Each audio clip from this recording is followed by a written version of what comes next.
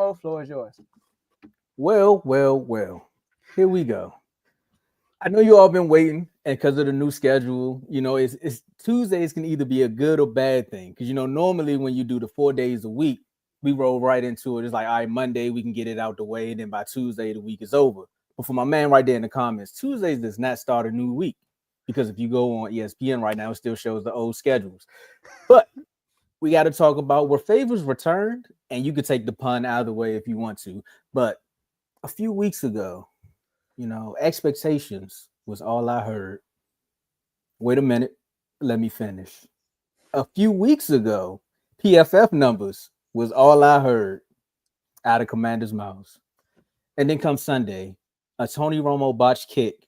Joe, how fitting was it that you cracked so many jokes about my quarterback and not being able to make it into the end zone, and you lose a game by an extra point? I don't even know the kicker's name, so I'm gonna just say the kicker for the Washington Commanders missed the extra point, and the Commanders lose their third game in a row, 34-26. Austin Siebert is his name. I know because he's on my fantasy team. Cyber. Cyber. Mr. IR himself. Sound like he about to be on IR and the doghouse. 34-26 to the Dallas. I requested that one. Sorry. Look, I knew it. And you got to get the snapper too, because like, come on, bro, the placeholder. He got me in the doghouse too. But he got it right though. So he recovered it. Yeah. Go ahead. You right, Tony Romo. There we go. The odds are there. Romo recovered it. He just didn't make it into the end zone. But again, you see how these two teams are always on the end spectrum of history right here. Another division rivalry game. Again, like I said, 34-26. You would have not thought the end score spoke for the game because, again, it was 10-9 all the way up until like the last 10 to 15 minutes, 10 to 5 minutes of the game. Commanders lose. Joe, what was your reaction to this upset? I mean, the final result, I was upset. I'm upset, man. 26 on my hand, I can't accept. God, nope. Please. But look though. But shout out to the Cowboys. First of all, Tomo didn't tell y'all. Tomo went to the game. All right, Tomo was there in the flesh. He was in the stadium. I was gonna say story time for my moment, but go ahead. Okay, sorry. I'm not going to tell you what happened. I'm letting people know. Tomo was there, y'all. He was there. Now we have an NFL chat. Become a member. Click the link in the description section. You'll become a member. And throughout the whole Commanders game, if I don't have like a game myself, I'm in the chat. So I'm in the chat throughout the whole game. And just the highs and lows, Tomo. First, I mean, offensively, we come move the ball. And it starts with the run game. You know what I mean? So I'm going to get to that on the next topic. But the run game, I mean, look, we had 145 yards rushing. Jaden Daniels had 74. I mean, Jaden Daniels is not part of in my mind, he's not part of the run game. The run game, what are we getting from the running backs? You know what I mean? Like, we are cruising when the run game is solid. And y'all did a great job on our running backs. Brian Robinson, he just won himself. He fumbled twice. He didn't lose them, but he fumbled twice on the kickoff return. I'm like, what are you doing, right? So that was that. So many drop passes. I mean, we talk about passes going right through their hands, bouncing off their chest, right back through their hands. Like that happened like 4 times on Sunday, you know. So, like the last 2 games that we lost, I put it on Jaden. Like Jaden Daniels wasn't himself. I want to say that this game. Now there were moments where I'm like, Jaden, you could have thrown that, but it wasn't that big of a deal. I feel like it was a running game that we couldn't get going, and just a drop passes. You know, he did miss Terry McLaurin on that deep pass, so I will give him that. And then offensively, y'all did a good job on the run. Like Rico Dowdle had a solid game. He was moving. Y'all was able to run the ball. Y'all were also getting pressure on Jaden Daniels. Y'all, our offensive line these last 3 games have been getting killed. We gotta keep it. They have, right? Y'all defensive line showed up. Y'all was getting pressure like I don't know what. Y'all corners did good. Y'all got a corner off the daggone street, and he had a solid game. Right? Shout out to MSU. It's the only time y'all hear me say that. What's his name? Oh, you talking about Butler? Butler, yeah, he played a solid game. You know, so I mean the Cowboys, they came. You can tell they came on a mission. They came on a mission. They knew the hype. They knew we were home. We're on a 2-game losing streak. They just got embarrassed at home. Tomo did say they are better on the road, and it showed. Cooper Rush. We are a defeat. We haven't beaten Cooper Rush yet. Cooper Rush hasn't lost to the Commanders yet. So I gotta give the Cowboys their credit, man. They came, they played, they won the game. We didn't give them the game because we blocked a punt, we blocked the field goal, they missed the field goal. I mean, a lot of things were going our way, and we could not capitalize on all the things our defense was doing. They were forcing turnovers, all kinds of stuff. So the Cowboys won that game, and we didn't lose it because we had every reason to win that game. So kudos to you, Tomo. Y'all earned that. Joe, we didn't want to win that game. I want you to know that. No, y'all were finding ways to give us back the game. As I was sitting there watching the game, I felt like I was watching that Texans game where I was just like, okay, the Commanders going to do something at some point. They're going to do something. And it's just like, nah. And then when JD did that, when he ran that touchdown and then he did the little celebration, I said, oh, there you go. The floodgate's about to open. And then it proceeded to continue to be a game. I was like, there's no way the Commanders are really about to allow Cooper Rush to go out here and do this. Now, like you said, me and Big O was at the game, and I had the pleasures of watching the game with Ricky from In the Red Corner. That's why he's not in the comments yet. So I might need to text him and tell him, come on, man. Or he want to wait to the next segment where we got to talk about is the downfall here. But I'm not going to have too much fun yet. So we sitting up there watching the game, and I'm like, man, ain't no way y'all supposed to be in the game with us. Your offense is better than this. What is Cliff doing? Like, why is he so? It seemed like he dialed back on the offensive playbook and started just doing like conservative plays. I'm like, why are you playing conservative with a Dallas team that can't keep up with you once you start scoring? Philly literally showed us that once the second half of that game started. They said, well, Dallas can't keep up with us. They can't score. So let's go out there and outscore them. I was waiting for that to happen. Terry McLaurin was on the island for most of the game. And then, like you said, Joe, a lot of drop passes. I think what really happened in that game was I think you all were going to feed the ball to Brian Robinson majority of the time. And once he got injured, Cliff was kind of like, well, that was our game plan. So I don't know what we need to do next. We were going to go through Brian Robinson and then open up everything over the top. But everything was short passes. I thought you all had the backup quarterback. And I'm like, is that Cooper Rush on their end? Like, what's going on? But 10.5 points, Joe. So you can't give a divisional rivalry game with no 10.5 points. Like, you got to take the points. I went on FanDuel and even put in the bet. If it wasn't for the Bears going 3 and out in overtime, I probably would have won the parlay. But outside of that, let's talk about another thing before you go, Dave. I want to talk about your head coach right quick. Okay. Dan Quinn. He got a clip on the internet where they show how many times he's done given up a game when he wasn't supposed to. Now it's funny that this coach ends up on the opposite side of a bad onside kick yet again because he did it in 2020 against the reeling Dallas Cowboys with the watermelon kick. We came all the way back to beat the Atlanta Falcons with an onside kick. Shout out to Dan Quinn, who was the head coach. Our special teams was terrible all day up until the the kickoff return by Turpin, and then the onside kick return, which I'm still mad at Wanye, but hey, Wanye, you did your thing. You had to use I seen the end zone, so I'm gonna go score. But outside of that, this game was good. It was entertaining for me. For someone to sit in the arena for most of the game, and I'm upset that we kind of left the game right around the time that kickoff return happened. So I was watching the kickoff return as I was leaving the stadium. And then as we're walking down the street, everyone's saying, you got your Cowboy stuff on, Commanders fans all upset. They throwing their chains and stuff. Everybody like, man, here we go again. We the same old team. And I'm sitting around like, I know y'all, it's just one game. Is it Dallas does this to every team in the division where if you lose to us, that all the fans are just like, oh man, we're done. And then the fireworks go off.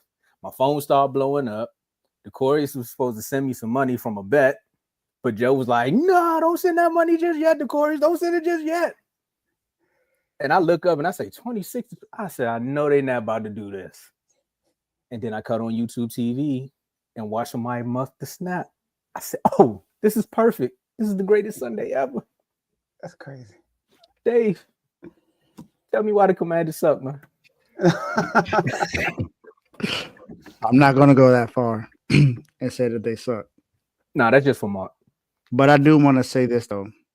I hear a lot of people giving criticism to Jaden Daniels and Dan Quinn. Okay, thank you, Dave. There's someone else on your staff that has a history of not doing well in the second half. And he's done that for over 10 years. He's done this since 2013 when he was the head coach for Texas Tech. And I'm talking about Cliff Kingsbury. So in 2013 with Texas Tech, he started off 7-0. He ended the season 1-5. Started 3-4 in 2014. Not so good, but it's not absolutely terrible. He ended the season 1-4. Started 5-2 in 2015. Ended the season 2-4. Started 3-4 in 2018. Then he was 2-3. 4-3 in 2017. They ended the 2-4. In 2018, his last season as a head coach in Texas Tech, started off 5-2, ended the season 0-5. Didn't even finish bowl eligible that season. Then, of course, what happened? He got hired to be the head coach for the Arizona Cardinals. And who did they draft? Kyler Murray. Now, we all say that Kyler Murray starts off the season high and it doesn't end well. But guess who's really the culprit of that? It's Cliff Kingsbury. Start off 3-3, 3-1, ended the season 2-7. That was in 2019. In 2020, started off 5-2, ended the season 3-6. Then in 2020-21, that's when they was hot. They was 7-0. Had D-Hop, they was on fire. Ended the season 4-7. And then his last season as a head coach, after he took that money and went to Punta Cana and had fun, rolled out, started off the season 3-4, ended the season 1-9. So, Joe, even though this offense looks really good in the beginning of the season, you have to be careful about what happens the next part of the season because you are now 0-3 in the last 3 weeks. Right now, it doesn't look like it's going to go well for you guys at the end of the season. Do I think it's time to panic? We'll talk about that after this, but I think you guys still have some games to go to where you can still make the playoffs. But Cliff Kingsbury definitely deserves to have some blame in this because the offense also didn't look as prolific as it should have on Sunday. There were plenty of times where he could have went deep and he didn't do that. Now, we know that the Commanders don't necessarily do that very often anyway, but you're playing against a team whose best cornerback is out.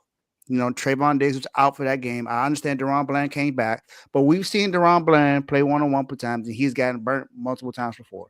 I think Terry McLaurin is a good enough receiver to be able to get open on him, and there were multiple times, if you look at the All-22, that Terry McLaurin got open on him, but he just wasn't found. And then if you look at some of the plays, there were too many crossing routes, there weren't enough plays to get them down the field to get more first downs. Now, as far as the running backs, Eckler and B-Rob got hurt in that game. They both got hurt in that game. So it's not much you can really do about that. You were down to pretty much your third string running back, and that doesn't work well for most teams unless you're Kyle Shanahan. Kyle Shanahan can just run with any freaking running back. It doesn't matter who it is. That's just his history. But like I said, we'll talk about more about as far as if doesn't need to be panicking in DC. But Cliff Kingsbury, if the season doesn't end well, you should know who to point to. Look at Cliff Kingsbury because this is his offense. He's the one calling the plays. It's not Dan Quinn calling the offensive plays. It's Cliff Kingsbury. He's the reason why Jaden Daniels also looked good early in the season, and he's now the reason why he's not looking so good now. So, just saying. I do want to say this. That I got one more point, but I want to address the Cliff Kingsbury. I think there is some truth in that. I do want to say when they went 7-0, right? Or 7-0, right? Yep. D-Hop got hurt on the 8th game, and he tried to come back in the game, but he was hurt. And Kyler Murray got hurt the game after that. So they had injuries. That's why they were derailed. And then the last year, him and Cliff didn't get along. Him and Kyler was just toxic. So that was that. This year, against the Steelers and the Eagles, that wasn't on Cliff at all. You know what I mean? I can't. We went through some plays with JD against the Eagles that was there but JD didn't make the play. Yesterday, I will put down a clip though, because although my guy said the air raid, what did he say? Shout out to my boy brother Jacob. The air raid jig is up. First of all, it's not an air raid offense. We run the ball more than we throw the ball. Let's start there. Like, this is a whole new offense. Cliff Kingsbury is running, but we didn't do that yesterday. We threw the ball 38 times. Jerry McNichols had 3 rushes. Also, Eckler had 9. And Brian Robinson had 5. 17 rushes for your running back, and then 38 passes. That's not the type of offense we want to run. And it's not like we were down the whole game. The Cowboys took the lead like in the fourth quarter. You know what I mean? Well, no, y'all didn't. Y'all had a lead, and then y'all made it a 2-score lead in the fourth quarter. Because after the forced fumble from Ertz, we forced the fumble on Ertz. That was Bates. You sure? I thought that was Ertz. No, it was Bates. You sure? Ertz didn't fumble? Yeah, I'm positive that was Bates. I know JD threw 2 picks though. Okay, one was a Hail Mary. Well, okay. I'm just saying. Yeah, we'll take the pick. You know, we'll take the TD. We'll take the pick. But JD going but yeah, that was Cliff's worst game since Tampa. Well, JD was Tampa too. Like, JD wasn't ready to throw the ball against Tampa. I'm not gonna put that on Cliff. This game was bad though. But I will say this: we were trying to air it out, but the Cowboys. And you go watch on all 22, the Cowboys were like stalking that. Y'all, I saw it. Y'all had a mission to not let us get these big old gigantic plays on the passing game. Y'all made that an emphasis, right? See, like DB's running back on us. I'm like, God dang, right? So, and even I think even Dan Quinn or Dan Dan's mentioned that also. So, but I do want to say this, Dan Quinn. We play Philly, right? It's 4th down. Offense looking terrible. He goes for it. We playing the Cowboys. It's 4th and 2 on the Cowboys 32-yard line. And we kick a field goal. I even came in the chat and said, yo, why are we kicking this field goal? The Cowboys are bad. Sorry, I mean, Tomo, they're a bad team. You don't want a bad team to hang around. You want to stomp on their neck early and take their heart. We kick a field goal, bro. And guess what? He missed. Like, come on, man. Like, go for it. Like, what are we doing? I don't get it. So, like, now, obviously I'm not jumping on the boat on Dan Quinn. You know what I mean? You got to realize Dan Quinn, I mean, he's going to make mistakes. I mean, he's a first-time head coach since 2019, I think. You know what I mean? So, I think Dan... 20. It was 20. 2020? Oh, 2020? Okay. I think Dan Quinn was doing a good job so far. Nothing to say, bro. Like, that's crazy. This shocked me. Mm-hmm. But it was, for one thing, it's a divisional game, so we got to take that into account too. It's a divisional game, so you never know how these gonna go. And a lot of emotions involved. You feel me? Like, Dan Quinn kept saying we were pressing too hard. We were trying to, I don't think like, I'm tired of all the excuses. Go ahead. No, it was a lot of emotions involved. Ain't that right, Michael? You said he would tell his guys this is fight night, Shark Week. You said you'd be Tommy. There you go, smiling again. What did it mean to win this one? Oh man, it means a lot. And after the game, it was kind of like he was like, "We'll see you guys in about a month." That means we're going round 12. And back in the day, they went to round 15. So we won the first, 8 rounds, but the second half of the fight's not done yet. So what that mean? And it was a war. It was probably like a split draw. It was really like a 5, probably a 5-3. Yeah, it was like a 5-3 in the first 8 rounds. So if we looking back then, so we gotta get ready for this second half. The smile. Wait, what's y'all record? He said 5-3. What's y'all record? No, he was talking about boxing rounds. Boxing rounds. Yeah. No, okay, no. I was confused. I was like, hold on. Hold up, bro. Hold up. Right, too much more you can shoot. Or maybe he's talking about how many more games the Commanders got left to win or lose. 5 or 3. We don't know. We don't know, Joe. We don't know. I know that's for Mark. Go ahead. But nah, I'm with you, Joe. I don't know. I don't think it was more so pressing. I think it was more so Cliff I really think that was his game plan to run the ball on the Cowboys, and B-Rob getting hurt. He's like, all right, we gotta go with our backup plan. But I like McNichols though. I really like McNichols. And Eckler was running too, though. Honestly, Eckler was running too. Honestly, Joe. No, Eckler running. I don't know what Cowboys team that was on Sunday. Because that was not the Cowboys team we've been watching the last few weeks. Like, we watched that team in the first half against the Eagles, But that Cowboys team put a complete game together on defense and offense. Like I was like, the run game was there. Like I was just sitting back, like he really getting like 3 to 4 yards a carry. Like what's going really threw on me here? off. The run game was actually there. I was like, dude, dog, is got he, committed. did he run for over 100 yards? He didn't, Yeah, but like it was close. He had 20. He had 20 plus rushes, right? 19. Yeah. Yep. 19. Got committed to the run. We didn't commit to the run, bro. Like we didn't commit at all. Like he ran more than every running back on our team combined. Think about that. And then the play where y'all left Schoonmaker wide open, I said, y'all got Schoonmaker scoring touchdowns. I said, that was oh my miscommunication. Miscommunication with the safety and the DB. I know all about that. Shout out to Jordan Love. But we're gonna move on because we got to talk about after this loss. Like I said, the fans had a lot to say.